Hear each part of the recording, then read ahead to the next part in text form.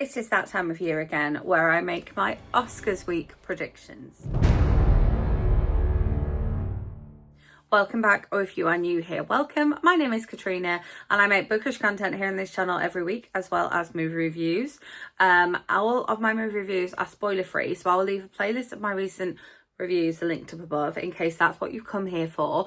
But every year I make my Oscars predictions video, and we get to see how right or wrong I am afterwards. In a moment, what I'll do is I'll link last year's Oscars predictions video linked up above. I think last year I did the best that I've ever done, and I will say again, so I don't repeat it throughout the video, it is so much harder to watch all the Oscar nominated films in the UK than it is in the US. And somebody needs to do something about that. Like the fact that you can buy the pass to watch them all in Regal or AMC, and yet the same company, Odeon and Cineworld, you can't buy the pass to watch them. So I've gone to all different cinema brands. I've traveled. I've bought things, I've downloaded, I've used VPNs to try and watch them. So I've watched as many as I possibly can. So what I'll do is I'll leave my timestamp in the description box for my Best Picture nomination, because I'll finish with that one, but we'll sort of do it in roughly the same order as the Oscars are. So we'll start with our actor and actresses. So we have Timothy Chalamet for Marty Supreme, Leonardo DiCaprio for One Battle After Another, Ethan Hawke for Blue Moon, Michael B. Jordan for Sinners, and Wagner Moura for The Secret Agent. So I have watched all of these films.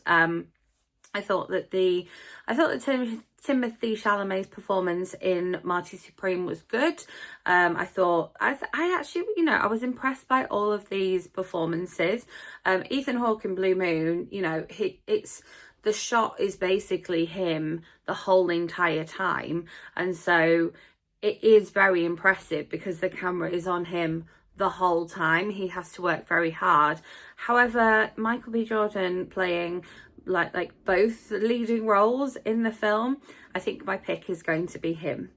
And then Best Actress, Jessie Buckley for Hamnet, Rose Byrne for If I Had Legs I'd Kick You, Kate Hudson for Song Sung Blue, Renata Reinsve, I can't pronounce her surname, I'm really sorry, for Sentimental Value, and Emma Stone for Begonia. Obviously, Emma Stone has won previously, and I think this is a hotly contested race here. I thought Jessie Buckley in Hamnet was absolutely fantastic. I love everything that she does. Kate Hudson, again, fully made me cry so much in Song Sung Blue. But genuinely, having watched If I Had Legs I'd Kick You, Rose Byrne, just like I said about Ethan Hawke, it's on her the whole time, and she really just performs so well as this woman who's on the verge of losing it. And so I don't know, I'd be happy if any of these actresses won. Genuinely, they were great performances, but my prediction is Rose Byrne. And then supporting actresses, we've got Elle Fanning in Sentimental Value. I didn't rate her performance. I thought that there were better supporting actresses in other films.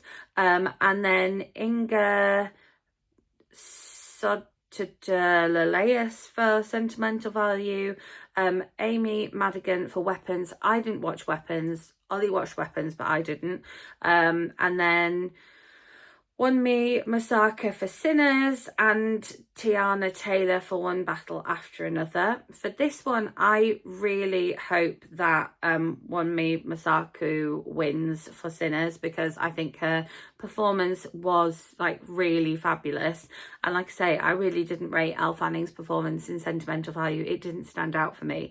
And so I'm hopeful that my prediction comes true for this one. Then supporting actor, this one again, there are a couple in here that I was really impressed with. So Benicio del Toro in One Battle After Another. Normally I am not a fan of Benicio del Toro. I just find that he grates on me and plays the same character in film. I loved his performance in One Battle After Another. I came out of that going, Benicio del Toro, not only did he not annoy me in this one, but I really loved his performance in here. Jacob Elordi for Frankenstein. Again, I thought his performance was good. I didn't rate the film overall, but I thought his performance was good. Delroy Lindo for Sinners. Again, thought that was a fantastic performance. Sean Penn for One Battle After Another. Keeps winning all the other awards. Could potentially be the winner for this one. And then Stellan Skarsgård for Sentimental Value. Again, I think Sentimental Value just didn't stand out for me, and so I find the actors and actresses who've been nominated for this film, I think they just don't, their performances don't stand out to me as much as other actors and actresses did. I think my prediction is Sean Penn because he's won all the other ones. However, I think I would like Benicio del Toro to win because I thought that he did a really good performance. Then Best Director, Paul Thomas Anderson for One Battle After Another, Ryan Coogler for Sinners, Josh Safdie for Marty Supreme, Joachim Trier for Sentimental Value, and Chloe Chow for Hamnet. I thought that Hamnet and Sinners were both really well directed. I sort of came out of both of them going that, like, you could see the way the direction had been done, and it was, you could see some choices that had been made, and so I would like either of them to win. I think that my prediction for this one is going to be for Sinners, for Ryan Coogler, and I would be happy if he won as well. Sorry, I've got such a tickle. Then, adapted screenplay, Begonia, Frankenstein, Hamnet, One Battle After Another, and Train Dreams. I think that I don't, because I'm a reader, I think that the adapted screenplay is always like, oh, interesting, because I make book versus movie videos as well. I didn't read Hamnet before watching the film, and so, I mean, let me know in comments if I should read it now and then make a post-watching book versus movie video, but I think I would like Hamnet to win because I know that the author was heavily involved in adapting for the screenplay, and so for me that just smacks of high quality. And then original screenplay, Blue Moon, It Was Just an Accident I Haven't Managed to See, Marty Supreme, Sentimental Value, and Sinners. I think that the idea was just so original and so exciting and just like unlike anything else. I think my prediction and my like personal choice for this one would be Sinners. Then Best Original Song, Dear Me, Diane Warren, Relentless. Great documentary. If you haven't watched it, like, even though it was only nominated for this song, definitely worth a watch. Golden from K-Pop Demon Hunters, I Lied to You from Sinners, Sweet Dreams of Joy from Viva Verdi, didn't manage to catch Viva Verdi, and then Train Dreams from Train Dreams. I think that I mean, Golden is like obviously everywhere, so popular, you know, you play it and like children just come alive. A very, very catchy, fun song, cute movie, but having watched the documentary, I want the Diane Warren Relentless song to win just because of that, but I think could be K-Pop Demon Hunters for this one. But I'm looking forward for the performances for all of them at the Oscars tonight. Then Best Original Score. Now, I came out of one of these films going, oh, this wasn't the score fantastic? Like, the songs just match the mood of every single film. And if you see my review of this one, you'll have seen me talk about that as well. So we've got Begonia, Frankenstein, Hamnet, One Battle After Another, and Sinners. Whilst I think the score of One Battle After Another like added to that like stress feel and that kind of little bit of like that sort of angst you felt throughout the film, the score of Sinners was just spot on, perfect, amazing, like went with everything and just elevated the film. Without the score, that film still, you know, would have been remarkable, but wouldn't have been like as hard hitting as it was. Then in terms of best international feature, I've only managed to watch 2 of these, so I'm not going to comment on the best international feature because I don't think it's fair, only having watched 2 of the films, and those films are those that are also nominated for best picture. So it's like, well, if it's nominated for best picture, it's likely to win for best international feature, so one of those ones will probably win. And then animated feature, I've watched 3 out of the 5, so I can discuss them. So I haven't seen Arco. Elio, I've got a full review of here on this channel, so I'd leave that linked up above. K-pop Demon Hunters, Little Amelie, or Character of Rain. Little Amelie was one that, like, it had a really limited release and then was on like at like 12 o'clock or like, you know, 11 in the morning on a weekday. Like, I'm not going to be able to go and watch that, unfortunately. And then Zootopia 2, which again, I have watched. You know, I'm a huge Disney fan. I will leave my review of that one linked up above as well. I really don't know about this one. Having not watched 2 of them, I can't really comment on those 2. And again, not through not wanting to watch them. I would watch these films 100%.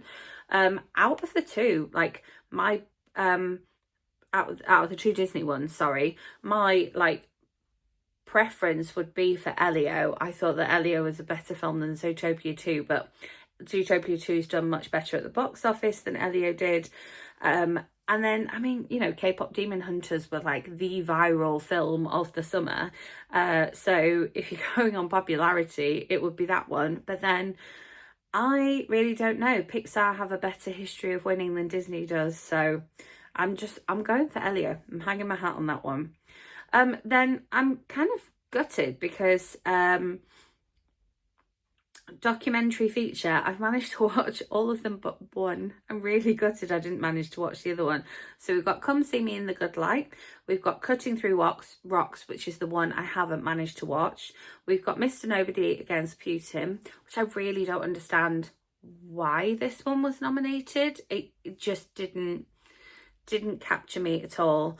The Alabama Solution, and then The Perfect Neighbor. Now, The Perfect Neighbor, I was quite surprised that this was an Oscar nominated film because it felt like your very classic Netflix should have been a 3-part series, but I wonder if they put it into a film so that it could then be in the running for documentary Oscars. I don't work in Netflix, I don't know these things, but that one, I was just like, it's an interesting one because it feels like it should have just been one of those classic series. Like, it didn't feel Oscarsy. Whereas the Alabama Solution, it was really interesting and really sad. I didn't like Mr. Nobody Against Putin. Come See Me in the Good Light was good and fine and a good documentary and definitely more Oscar style than The Perfect Neighbor. But yeah, if I was sort of, my preference for the win for this one would be the Alabama Solution because I thought that it was quite revolutionary. The fact that they were like breaking so many rules with prisoners who are already in prison in order to get this documentary made. Then, best costume design, Avatar Fire and Ash. I didn't end up going to see. The timings just never worked out. When it's like a 3.5-hour film like that, you have to have the time to do it. It has to be the only film you see in the day. You can't just go and watch it after school because if you're there at 6 o'clock at night, it's not finishing until 9:30 at night. And that's late on a school night. However, I have seen the other Avatar films and I have seen them in enhanced format, and so I can sort of speak on the fact that the costumes would be similar. Then we've got Frankenstein, Hamnet, Marty Supreme and Sinners. I thought that the costume design in all of those films was visually very appealing, very lovely to look at. Marty Supreme, the costumes were very much like of the time. I thought that was very good. Hamnet, again, the costumes, the fact that Jessie Buckley's character, Will's wife, wore that red the entire way through, like it was obviously that conscious decision. However, I really loved the costumes in Sinners, so my pick would be that. Then we have makeup and hairstyling, Frankenstein, Kokuo, I have not seen, Sinners, Smashing Machine and The Ugly Stepsister. So Kokuho is the one that I haven't seen in that category. I came out of the Smashing Machine, and I think I said it in my review video. If not, I'll leave it linked up above. And in the end screen, you can have my Oscars 2026 playlist as well, which will have that in there. But I thought that the makeup and hairstyling in Smashing Machine was fantastic. I thought that like the job that they did on Dwayne The Rock Johnson to make him into the Smashing Machine was just fantastic, and it really like stood out for me. But then the makeup and hairstyling in Sinners also stood out for me. And I've watched things about how, you know, Jacob Elordi sat for so long getting all the prosthetics on. Like, he basically didn't sleep and so was performing on no sleep because it had taken so long to dress him up as the monster. And so I really feel like any of those three could win in this category. But I'm going to make the prediction of Frankenstein, but I'm going to make the pick of the Smashing Machine. Then production design, Frankenstein, Hamnet, Marty Supreme, One Battle After Another, and Sinners. Like I said, sort of with the direction as well, there were so many things in Sinners that came out. I was like, oh, I love the soundtrack, I love the cinematography here. And again, production design I think just worked so well. However, the production design on Marty Supreme also stood out for me. The kind of like intensity of like New York and the New York apartments and the close in the tenement buildings and things like that really worked well. It would be nice to see that movie win an award. I think that potentially production design wise, I think that Sinners might win it, but I wouldn't mind if Marty Supreme won it there as well.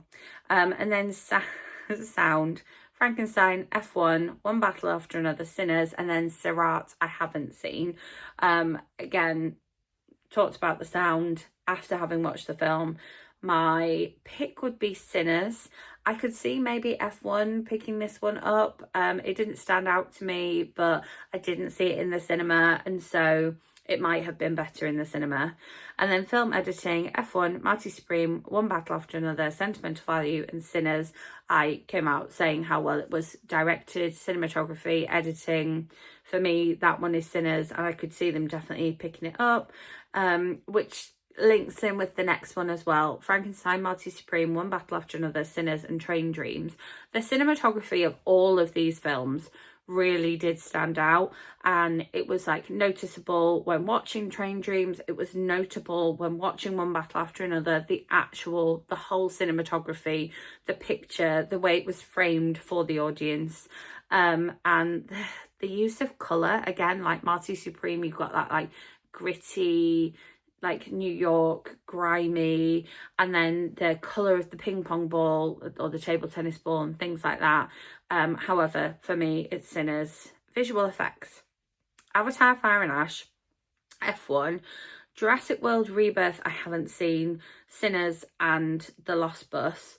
I thought that the visual effects in Sinners were fabulous. I thought that the visual effects in F1 were not good. Visual effects in Fire and Ash, Avatar, they always do like stunning special effects. You fully believe you're in that world. As much as like it's not really my kind of film, I can definitely really appreciate the visual effects on this one. However, this was the only nomination for The Lost Bus, and so we watched it because of that.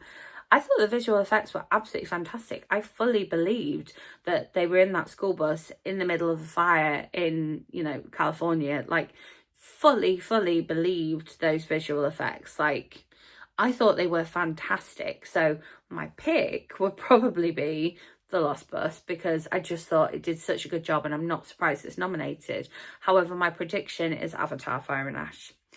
Then live action short. I have watched all of these. A Friend of Dorothy, Butcher Stain, Jane Austen period drama. I laughed because it was funny. The Singers, and Two People Exchanging Saliva. So I really enjoyed A Friend of Dorothy. Like, I thought it was really fun. Butcher Stain I did not like. Jane Austen's period drama made me laugh. The Singers was fine. Wasn't really notable. It was a very short. And then Two People Exchanging Saliva, I really enjoyed. Ollie really didn't enjoy. I thought it was really interesting, and I really hope that one wins, and it's the most kind of like Oscarsy one, unless they're going with a live action short that is like international feature, in which case A Butcher's Stain will win, but I didn't enjoy that one at all. Then animated short, I've seen 4 out of the 5 of these, so I feel like I can talk on this one. We've got Butterfly, Forever Green, Retirement Plan, The Girl Who Cried Pearls, and The Three Sisters. Three Sisters is the one that I haven't seen. The Girl Who Cried Pearls was fine, it was just a bit weird. Retirement Plan was good but sad. It's on Disney Plus if you want to watch it. And again, it's a very short. It's good but sad. Butterfly, again, was really sad. But I loved Forever Green. I thought it was so cute. And I was watching it thinking, oh, this would be a really nice one to look at in school, to do a piece of writing about, or to link in with sustainability and things like that. And I thought it was just very sweet. And so I kind of hope that that one wins. But I feel like maybe because Butterfly is a little bit more political, it might win. I don't know. I'm not going to talk on the best documentary short because I've only managed to see 2 out of the 5 of these, so I'm not going to talk on that one. And then the new category of best casting, we've got Hamnet, Marty Supreme, One Battle After Another, Sinners, and The Secret Agent. I just think the casting it's really interesting. I think the casting of Hamnet was perfect. It's nice to have British actors in a British film. Well, it's nice to have actors from the British Isles in the British film. And Marty Supreme, again, I can't imagine anyone else playing Marty. One Battle After Another, I thought the casting was interesting, but the fact that you've got one person playing both main characters in Sinners, I think I would pick Sinners again. Right, so the big one. Let's have a drink. So I wouldn't say, I mean, as usual, I wouldn't say any of the Best Picture nominees are like some of my favourite films of the year or anything, or favourite films that made it into last year's top 10. But we have Begonia, which I wasn't mad about. I wasn't a massive fan of. We have Frankenstein, which I stopped watching before the end. We have F1, which was overly long and I didn't really enjoy it. It was fine, but I thought that the CGI in it was really bad. We have Hamnet, which I liked, but I probably wouldn't watch again. Marty Supreme I enjoyed, but I found it really quite stressful. One Battle After Another, similar to Marty Supreme, I found it really quite stressful and I had no idea what it was about. It was completely different from what I was expecting. The Secret Agent I've really struggled to follow, and I know a lot of people have said the same thing. Sentimental Value, I watched a good chunk of it and then had to switch it off. I did not like it. Sinners, I still don't know how to explain what it's about, but I could definitely see us watching it again. I thought there were so many aspects of it that were really impressive and really good, and then there was other aspects of it where I was just like, what is this? What is it doing? But it definitely like sparked something in me and made us have a conversation and made us talk about it, and I've talked about it with other people. So in terms of sparking conversation. And then we've got Train Dreams, which is again a bit of a surprise because, you know, it was fine and I watched the whole thing.